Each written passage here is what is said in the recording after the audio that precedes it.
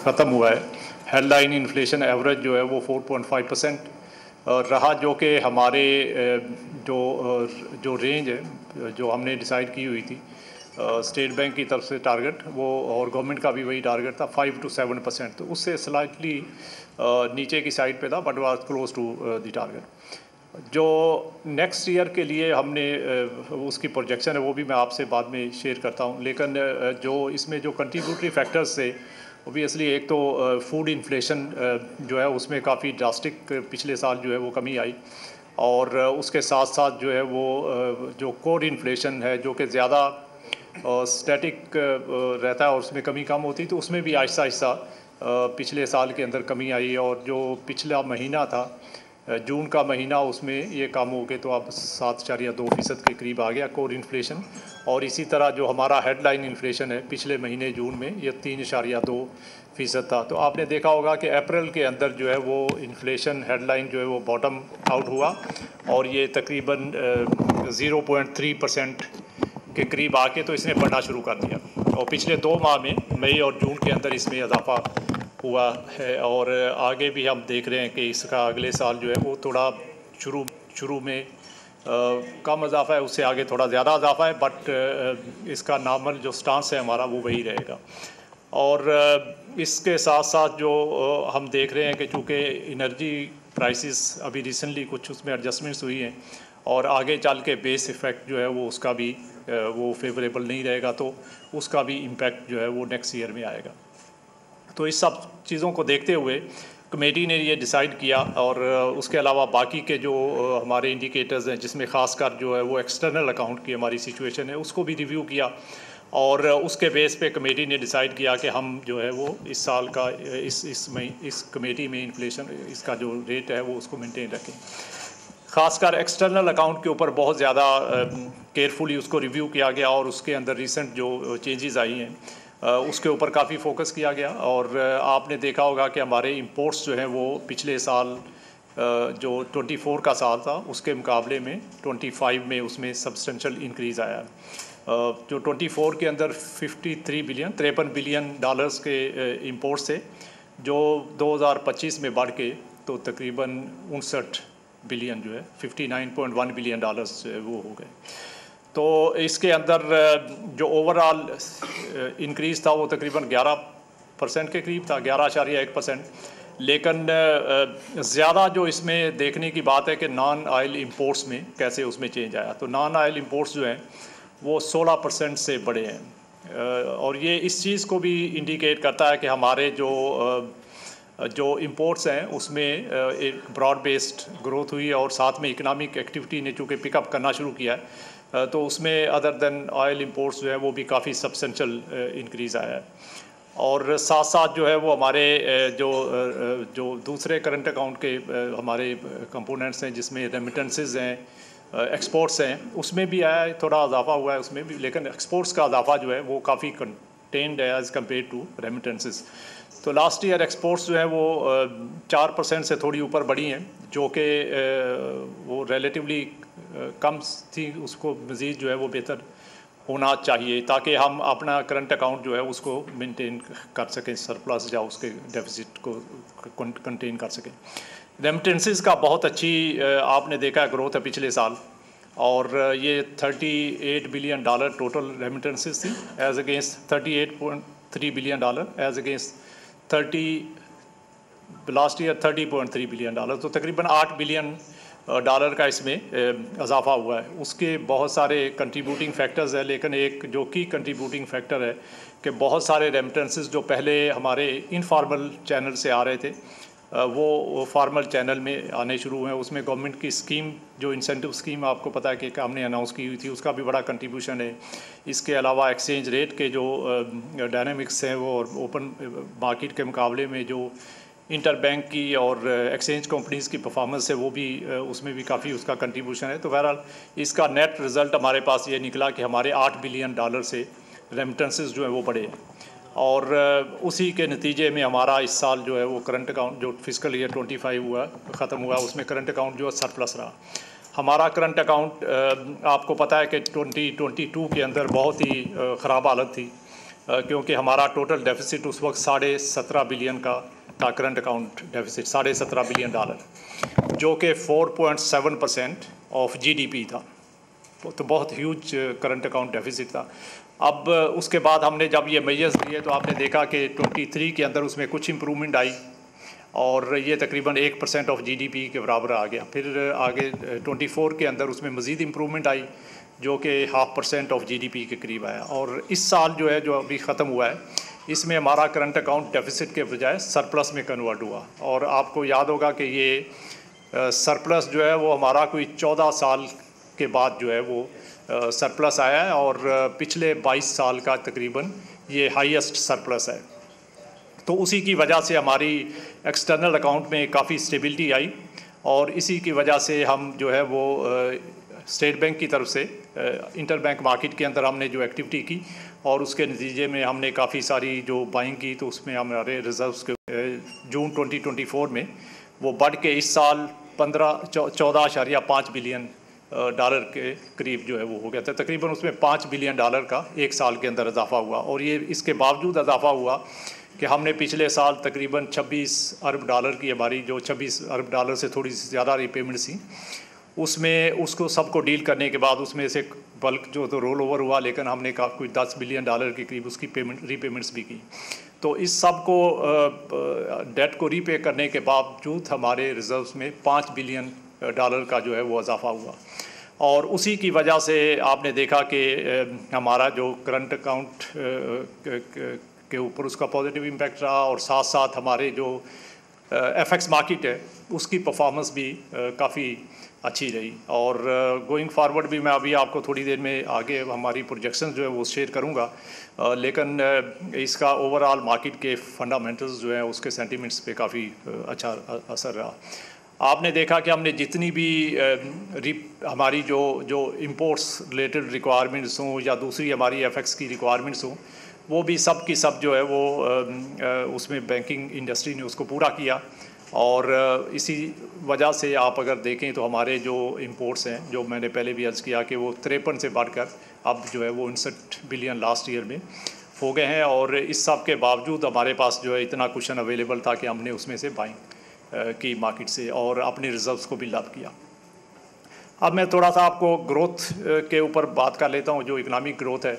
तो उसमें अगर आपको याद हो कि 23 के अंदर हमारी उसमें कॉन्ट्रैक्शन थी थोड़ी, फिर 24 के अंदर जो है वो ग्रोथ ने थोड़ा सा पिकअप किया, लेकिन वो रिलेटिवली लोअर साइड पे थी। लास्ट ईयर जो है वो तो हमारा ग्रोथ का एस्टीमेट जो अभी एस्टीमेटेड फिगर्स हैं PBS की तरफ से भी एस्टीमेट है, तो 2.7% जो है वो पिछले साल में एस्टीमेटेड ग्रोथ है। इस साल के मैं आपको अभी शेयर करूंगा, लेकिन पिछले साल में जो मेन जो उसमें इस ग्रोथ के रिलेटिवली लो होने की रीज़न है कि हमारा जो एग्रीकल्चर सेक्टर है तो उसने ज़रा थोड़ा बल्कि काफ़ी जो है वो उसमें जो है वो स्लो ग्रोथ थी। पहले साल अगर आप देखें 24 में तो उसकी तकरीबन 6% से ऊपर की ग्रोथ थी, लेकिन पिछले साल जो है वो सिर्फ 0.6% की ग्रोथ थी, तो जो कि काफ़ी कम थी। और उसी की वजह से जो इंडस्ट्रियल एक्टिविटी ने हालांकि पिछले साल भी अच्छा पिकअप किया है और साथ साथ जो है वो हमारे जो सर्विसेज सेक्टर है उसकी परफॉर्मेंस भी काफ़ी बेहतर हुई है, लेकिन चूँकि एग्रीकल्चर काफ़ी कम था तो इसलिए ओवरऑल ग्रोथ जो है वो 2.7% के करीब आ रही है। इस साल जो गोइंग फॉरवर्ड जो है उसमें एग्रीकल्चर को हम देख रहे हैं कि इसमें थोड़ी बेहतरी आएगी और उसकी वजह से हमारा जो ओवरऑल ग्रोथ जो है वो उसमें भी बेहतरी आएगी। तो अब मैं आपको हम स्टेट बैंक की तरफ से जो अगले साल की जो हम देख रहे हैं कि मैक्रो इकनॉमिक इंडिकेटर्स किस तरफ जाएंगे, तो मैं उसके ऊपर ज़रा थोड़ी सी बात कर देता हूँ।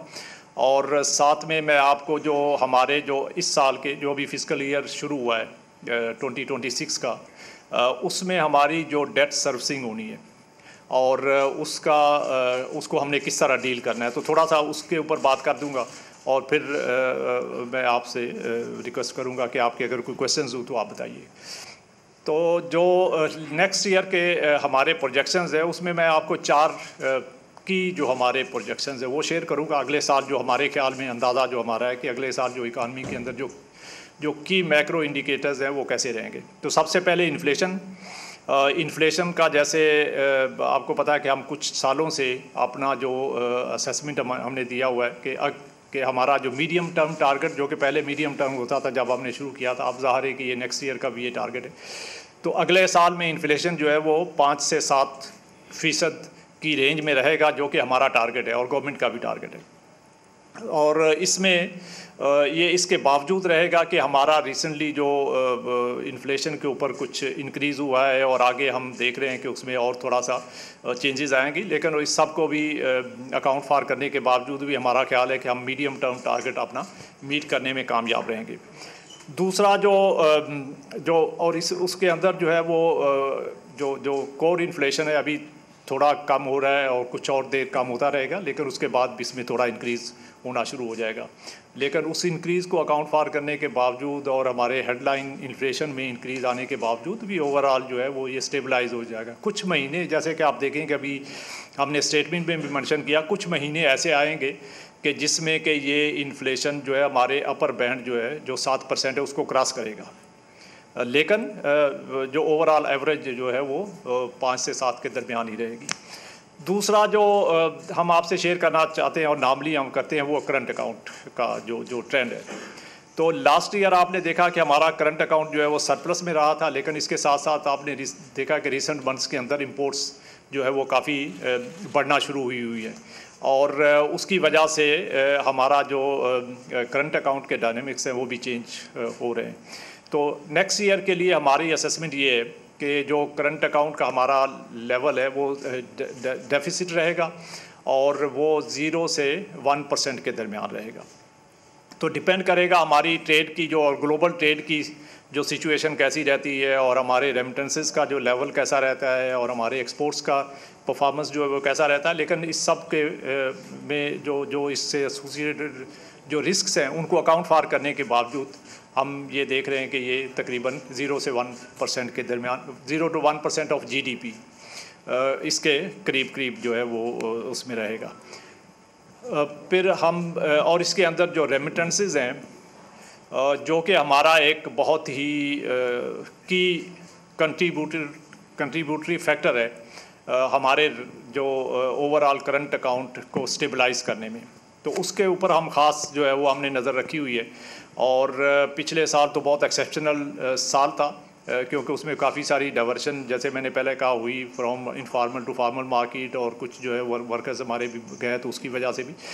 लेकिन इस साल के अंदर उतनी ज़्यादा तेज़ी से ग्रोथ तो नहीं होगी, लेकिन हमारा ख्याल ये है कि ये 38 बिलियन जो है ये 40 बिलियन से ऊपर चला जाएगा। तो उसके बेस के ऊपर हमने ये प्रोजेक्शन आपको जो है वो 0.1% ऑफ GDP की जो करंट अकाउंट डेफिसिट की प्रोजेक्शन दी है। लेकिन अगर ये 40 से जितना ऊपर जाएगा तो उसका पॉजिटिव इम्पैक्ट हमारे करंट अकाउंट के ऊपर आएगा। और साथ साथ जो ग्रोथ है हमारा GDP growth, real GDP growth, उसमें नेक्स्ट ईयर के लिए हमारा ख्याल ये है कि हमारी ग्रोथ जो है वो 3.25 से 4.25% के दरमियान रहेगी। पिछले साल के 2.7% के मुकाबले में अगले साल 3.25 से 4.25 रहेगी। उसमें एग्रीकल्चर का कंट्रीब्यूशन जो पिछले साल सिर्फ 0.6% था, हम देख रहे हैं कि इसमें जो है वो इजाफा होगा और उसकी रीज़न मेनली यही है कि हमारी मेन जो क्रॉप्स हैं, बड़ी हमारी जो क्रॉप्स होती हैं उसमें ये अभी जो रिसेंट जो बारिशें और पानी की जो अवेलेबिलिटी बेहतर हुई है तो उसके नतीजे में उस पर पॉजिटिव उसका इम्पैक्ट आएगा और उसकी वजह से एग्रीकल्चर जो है पिछले साल से बेहतर परफॉर्म करेगी। लेकिन 2024 से स्टिल जो अभी काफ़ी जो है वो कम रहेगी। और इस तरह इंडस्ट्रियल एक्टिविटी आपने देखा कि पिछले साल भी उसने काफ़ी पिकअप कर लिया है और इस साल उसमें मज़ीद जो है वो बेहतरी आएगी और साथ सर्विसेज सेक्टर भी बेहतर परफॉर्म करेगा। तो इसलिए हमने जो असेसमेंट की है उसके मुताबिक तकरीबन 3.25 से 4.25% के दरमियान नेक्स्ट ईयर हमारा GDP ग्रोथ जो है वो रहेगा। और उसके अलावा जो है वो हमने जो इंपोर्ट्स और उसमें सारी चीज़ें जो वो इनबिल्ट कर दी हैं करंट अकाउंट के अंदर, तो इसलिए उसका मैंने ओवरऑल आपको प्रोजेक्शन दे दिया। अब लास्टली मैं जो हमारा एक्सटर्नल डेट है उसकी बात कर लेता हूँ और फिर उसके बाद it will be open for questions. तो हमारा नेक्स्ट ईयर के लिए एक्सटर्नल जो रीपेबल डेट है वो फॉरेन करेंसी डेट जो है वो तकरीबन जो है वो 25.9 बिलियन, 26 बिलियन डॉलर से ज़रा सा कम रहेगा, जो कि पिछले साल अगर आपको याद हो तो जब हमने ईयर स्टार्ट किया था तो ये 26.3 बिलियन डॉलर के करीब हमने स्टार्ट किया था। और फिर उसमें इंटरेस्ट की जो रेट वगैरह की वजह से वेरिएशंस ग्लोबल मार्केट में आती और हमारा जो इंटरेस्ट हम अर्न करते हैं या पे करते हैं उसके ऊपर जो चेंजेस आती हैं तो उसकी वजह से थोड़ी बहुत उसमें फ्लक्चुएशन आती है। बट लार्जली हमने लास्ट ईयर भी तकरीबन 26 बिलियन के करीब का जो हमारा डेट रिपेबल ओवरऑल था उसको सेटल किया, और इस साल भी तकरीबन उसी लेवल के ऊपर हमारा डेट है। इस 26 बिलियन डॉलर में से तकरीबन 16 बिलियन डॉलर जो है वो रोल ओवर होगा, और बाकी 10 बिलियन डॉलर जो है वो हमें रीपे करना है। और ये दूसरा ये भी बता दूं कि इस टोटल 26 बिलियन के अंदर जो है प्रिंसिपल अमाउंट जो है वो तकरीबन जो है वो 22 बिलियन के करीब है, और 4 बिलियन के डॉलर के करीब इस वक्त हमारी इंटरेस्ट की जो कैलकुलेशंस है।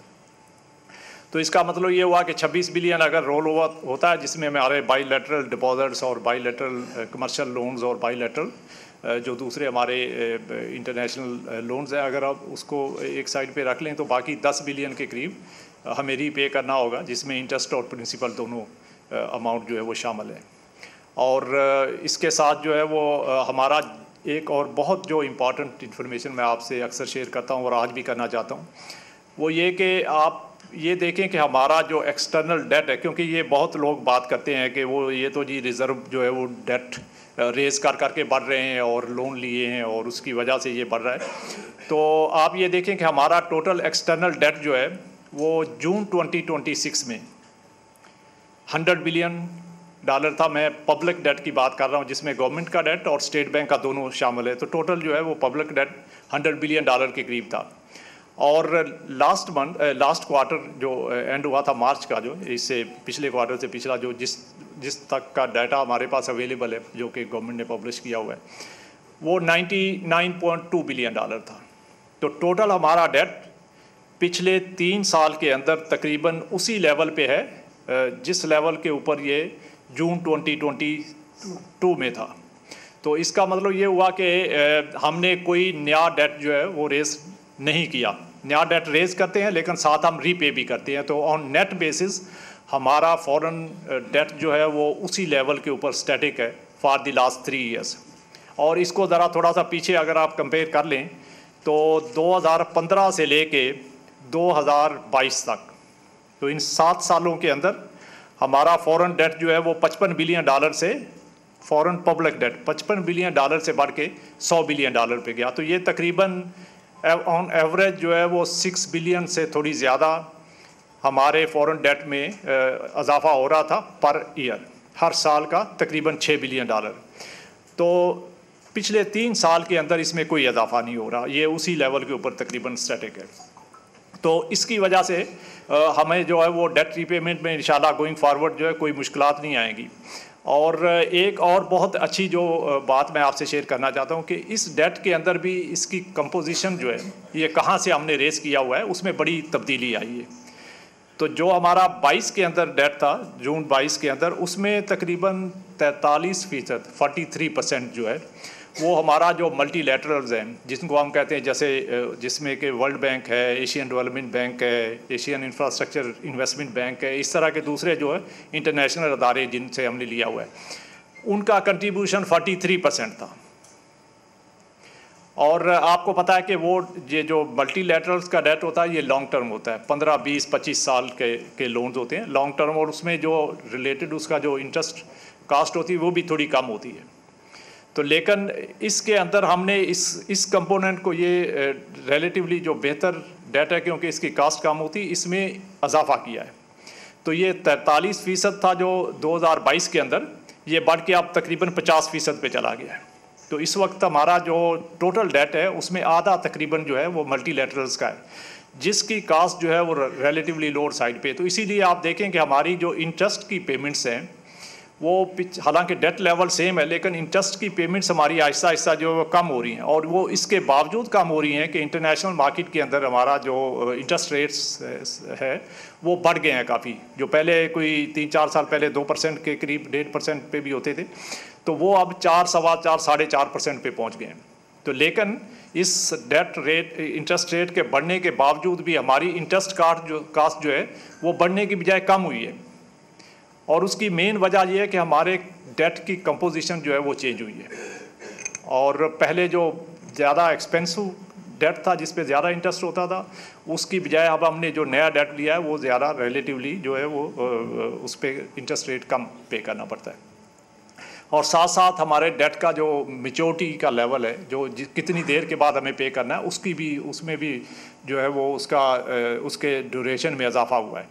तो इन सब चीज़ों की वजह से हमारा जो एक्सटर्नल डेट की सस्टेनेबिलिटी है और हमारी capacity to deal with this debt वो बहुत इंक्रीज़ हुई है, क्योंकि हमारे रिजर्व बढ़ रहे हैं जबकि हमारा डेट एक जगह पे रुका हुआ है और उसकी जो कंपोजिशन है उसमें भी काफ़ी चेंज आ गया है। सो ये सब चीज़ों को देखते हुए आपने देखा होगा कि रिसेंटली जो है वो जो रेटिंग एजेंसीज़ हैं रेट करके अब B- कर दिया है और उसके साथ हमारी आउटलुक जो है उसको भी स्टेबल कर दिया। तो इसका हमारे जो एक्सटर्नल अकाउंट है उसके ऊपर बहुत पॉजिटिव इम्पैक्ट आएगा। और आप देखिएगा कि गोइंग फॉरवर्ड इस साल के अंदर भी और नेक्स्ट ईयर में भी हमारी जो डेट रेज करने की कॉस्ट है जो कि हमें इंटरेस्ट पे करना पड़ता है, जो कि पहले आपको पता है ये 2 साल पहले 1.5 साल पहले 10% से ऊपर भी हमें कोई देने के लिए तैयार नहीं होता था।